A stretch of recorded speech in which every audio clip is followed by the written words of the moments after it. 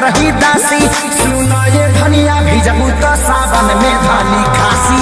सुनो ये धनिया भिजबू तो सावन में धानी।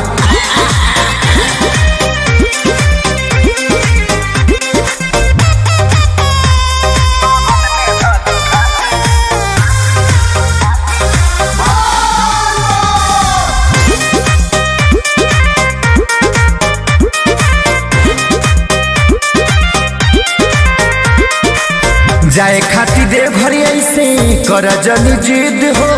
भोला के कृपा से यही जा हो जैबू प्रसिद्ध हो। जाए खाती दे भरी ऐसे कर जनी जिद हो। भोला के कृपा से यही जा हो जैबू प्रसिद्ध हो। लइकन के जैसे तू काहे बांधेलू हासी। सुनो ये धनिया भिजबू तो सावन में धानी खासी। सुनो ये धनिया भिजबू तो सावन में धानी खासी।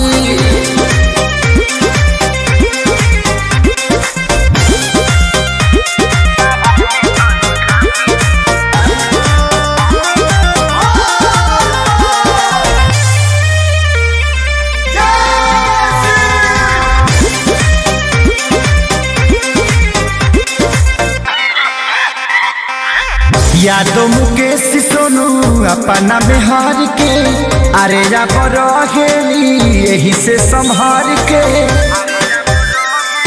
बुझलू। यादव मुकेश सोनू अपना बिहार के अरे जा रहेली यही से संहार के। खेसारी समझे की घर ही में बारे काशी। सुनो ये धनिया भिजबू तो सावन में धानी खासी।